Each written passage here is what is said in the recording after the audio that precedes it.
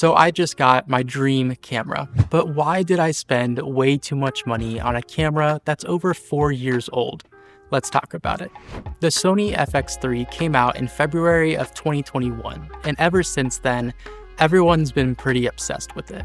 This is the Sony FX3. The Sony FX3. I've almost had the Sony FX3 for almost a year now. Different cameras have come and gone, but the one camera that always remains in the conversation is this guy. I could talk on and on about the different features of this camera, but pretty much everyone on the internet has already done that. So instead, we're gonna specifically talk about why this 4-year-old camera is my dream camera.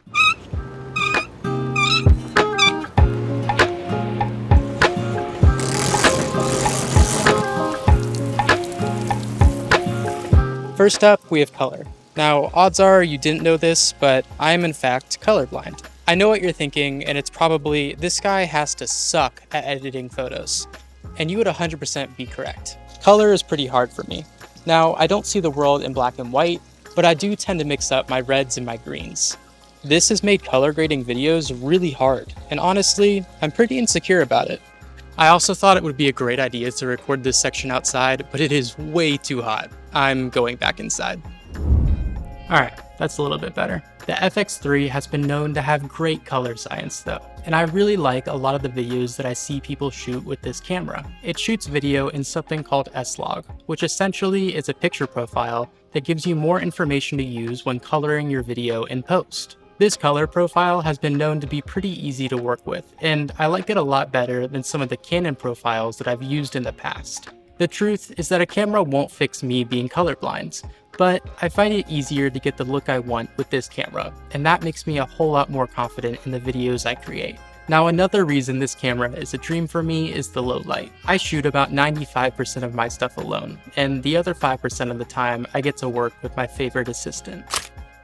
Being alone so much, it can be a pretty big hassle to have to move around a ton of lights and cameras. The FX3 can practically shoot in the dark, which means I can shoot later into the day without having to move around a ton of external lights. It also means that I can focus more on shaping the light in a scene as opposed to having to add light into a scene.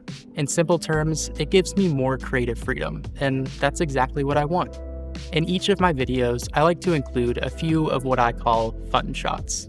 We see the world through so much of these straight-on angles, so these fun shots are typically just different perspectives that allow us to look at normal things in a cool way.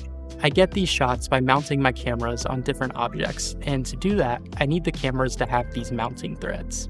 Now, most cameras just have one thread at the bottom, and that works a majority of the time. You can even buy a cage for your camera that gives you more mounting options. The FX3 though has multiple mounting ports that make it super easy for me to put it in unique places. So I can get fun shots like this one that I got earlier with the garden hose. One of the last reasons why this camera really stood out to me was the size.